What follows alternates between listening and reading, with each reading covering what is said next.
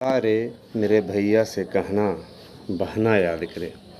रक्षा पर्व पर सभी बहनों को जो मुझे अपना भाई मानती हैं, सबको मेरी ओर से हार्दिक शुभकामनाएं।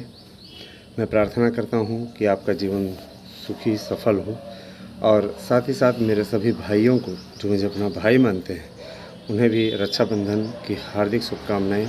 आपका जीवन सफल हो और आप सक्सेस प्राप्त करें जल्द से जल्द। दोस्तों, मैं ये बताना चाहता हूँ आप लोगों को, निश्चित रूप से आप लोगों के लिए कल जो ये चंडीगढ़ हाई कोर्ट का डिसीजन आया, वह बहुत ही सराहनीय डिसीजन रहा है।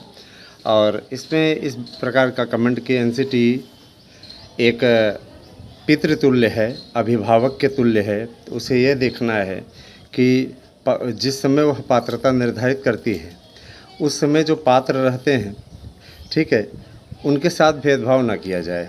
सीधे तौर पे एनसीटीई को ये निर्देश कि जितने भी टीटी पास, सीटीईटी पास, बीएड डिग्री धारक हैं, उस समय वो योग्य थे, इसलिए उनके साथ भेदभाव न किया जाए।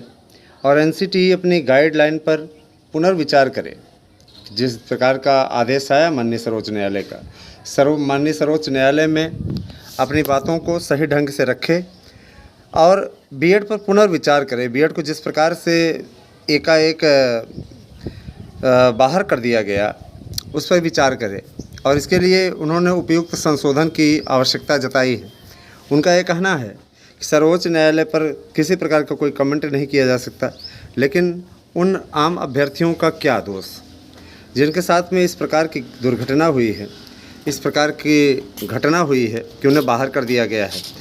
तो ज़रा सा इस बात पे है ना, देखिए कितना अच्छी जानकारी आपको हम दे रहे हैं दोस्तों, कितनी अच्छी जानकारी दे रहे हैं। जाहिर सी बात है कि एक अभ्यर्थी ने हमसे पूछा था कि सर जी, क्या हम लोगों के भर्ती पर भी इसका प्रभाव पड़ेगा? तो मैं बता देना चाहता हूँ कि बीपीएससी से लेकर के जितनी भी भर्तियाँ पूर्व में हुई हैं, उन पर किसी भी प्रकार का कोई भी असर नहीं पड़ेगा। और जाहिर सी बात है, जहाँ पर ये बाहर की कर रहे हैं, कुछ लोग कह रहे हैं हमें सर बाहर कर दे रहे हैं, उन सबको अंदर आपको करना ही पड़ेगा। ये कि आपको चयन प्रक्रिया में सम्मिलित करना ही पड़ेगा, ठीक है। तो निश्चित रूप से आपको चिंता करने की बात नहीं है।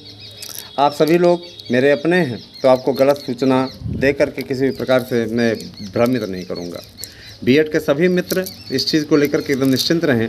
हमारा चैनल किसी प्रतियोगी का विरोधी नहीं है, वो चाहे बीटीसी हो चाहे जो भी हो। इनकी अणशैली और इस प्रकार की गंदी बातों से क्रोध लगता है, जिसके चलते हम बोल जाते हैं कभी भी। तो इसका तात्पर्य ये कतई न समझें, इसका तात्पर्य ये कतई न समझें कि हम किसी के विरोधी हैं। हम ये चाहते हैं कि आप सबका भला हो, आप सबका कल्याण हो, और निश्चित रूप से हमारी बस यही कामना है। अच्छा, एक चीज़ और, तुमने राखी बताई, खाओ राखी सब,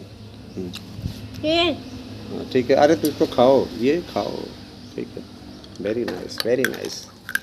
तो कहने का तात्पर्य ये है कि शिक्षकों की भर्ती के लिए आप सभी लोग अपना पूरी तरीके से अपनी तैयारी करें अच्छी तरीके से। और टीचर बनने के लिए जो आपके पास में अर्हताएँ हैं, मैं आपको बताना चाहूँगा कि आप लोगों को आयु सीमा में भी छूट मिल रही है, ठीक है। आयु सीमा की छूट बहुत आवश्यक थी, इसीलिए हम लोगों ने ये टारगेट किया, ये लक्ष्य रखा कि आयु सीमा में आप लोगों को छूट कर दिलाई जाए। आयु सीमा संबंधित मुद्दा भी रखा जाएगा। मैं आप लोगों को पूरे प्रिंट हो जा रहा है, कुछ देर के पश्चात एक जो दूसरा वीडियो बनेगा उसमें बताएंगे कि क्या क्या चीज़ें हम लोगों ने रखने का फ़ैसला किया है। देखिए दोस्तों, आज 31 तारीख हो गई, 31 अगस्त हो गई, और जाहिर सी बात है कि अब आप लोगों को मेरे पास में कितने दिन बचते हैं? 31, 1, आज का दिन तो रक्षाबंधन में ही चला जाएगा, तो 31, 1, 2, 3, मैंने कुल मिला के आज के दिन को भी ले लिया जाए तो 4 दिन बचते हैं।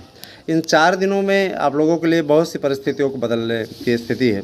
दोस्तों देखिए, मेरे साथ में कई ऐसी बड़ी हस्तियां, ठीक है, जा रही हैं। मेरा यह सौभाग्य है।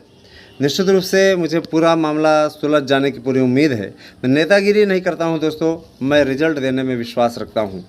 और ये भी जान लीजिए कि मैंने अपने जीवन में है ना, चाहे जो भी किया हो, लेकिन कभी भी झूठ से ही बचने की कोशिश करता रहा हूँ हमेशा। मैं नहीं कहता मैं सत्यवादी राजा हरिश्चंद्र हूँ, मैं सब सच ही सच बोलता हूँ, हमेशा सच ही बोलता हूँ, लेकिन मैं ज़्यादा से ज़्यादा सच बोलने का प्रयास करता हूँ। ठीक है।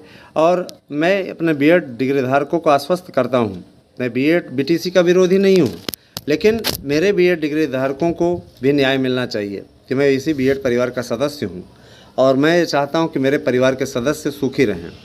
बीटीसी वालों का ये कहना है हमको टीजीटी में शामिल किया जाए, तो आपको टीजीटी में कैसे शामिल किया जा सकता है? आपने क्या विशेष की तैयारी की है क्या? जबकि बीएड वालों को प्राइमरी में पढ़ाने का लंबा अनुभव भी है। जो बड़ी कक्षाओं को पढ़ा सकता है वो जाहिर सी बात है कि छोटी कक्षाओं को आराम से पढ़ा सकता है, समझ रहे हैं ना। लेकिन जो छोटी कक्षाओं को पढ़ाता है वो ज़रूरी नहीं कि बड़ी कक्षाओं को पढ़ा सके, है ना। मैंने ये देखा है, अपने विद्यालय में भी देखा है, जो छोटी कक्षाओं में पढ़ाते हैं वो बड़ी कक्षाओं में बोल भी नहीं सकते। ठीक है। तो जाहिर सी बात है कि उस ढंग से प्रस्तुतिकरण नहीं दे सकते, कुल मिला के, है ना। किसी की आलोचना नहीं कर रहे हैं, सीधे बोल रहे हैं कि वो वहाँ पे वैसी प्रस्तुतिकरण नहीं दे सकते हैं। कहने का तात्पर्य यह है कि आप छोटी कक्षाओं में पढ़ाने के अर्ह हैं, कंपटीशन करके आइए, लड़के दिखाइए, जीत के दिखाइए। और रही बात यह कि आप इस पे इतरा रहे हैं कि आपने बाहर करा दिया बीएड वालों को, तो ये सिर्फ 4 दिन की चांदनी है, आपको फिर अंधेरी रात ही देखनी पड़ेगी, क्योंकि बीएड ही पूरे नई शिक्षा नीति में छाया हुआ है। कहीं बीटीसी का जिक्र नहीं है। नई शिक्षा नीति का मैनिफेस्टो लेकर के पढ़ लो भैया, जो नियम बना हुआ है, अगर इनको विश्वास नहीं हो रहा है तो। जब आप हो ही नहीं भविष्य काल में, तो आप वर्तमान में प्रसन्न कैसे हो सकते हो? पहले इस पे आप लोगों को करना चाहिए कि हमें शामिल कर लिया जाए,